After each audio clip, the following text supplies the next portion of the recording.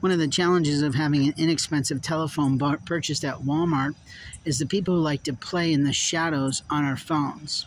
When I was working outside of the stores late at night, I would buy my pizza occasionally, and I only got a few purchased because of the changes in management at Blaze Pizza, and they have allegedly, according to the signs on the door, fully closed. And yet what you see is still a lot of property values inside the store. This evening I was outside just purchasing some time, allowing my heart to rest before I would go across the way to check to see if anything needed to be fixed at NAFNAF. As I'm sitting there, God asked me to do a few things.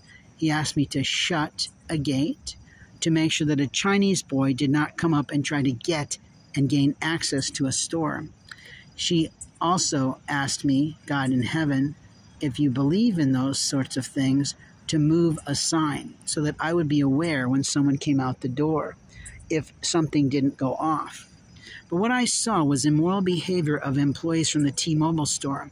I saw 3 people coming out the back door unusually at night. And what I saw the woman in charge who drives I don't know, maybe it's an Armada of some kind do, was walk onto the NAFNAF property and inspect the bench that they had thrown out maybe 3 weeks ago. Now, who threw it out, I can't say. I wasn't here that day. It was broken with its marble piece, and it was mighty heavy.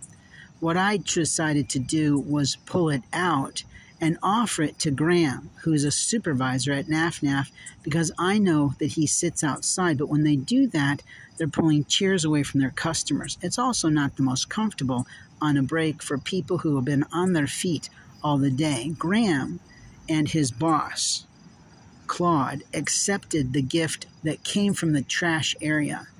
Now this evening, why did that black man, who's a new employee and rather large, come out and play at me as if they had rights to inspect me or what I'm doing? I was feng shuiing the back because it was left somewhat a mess.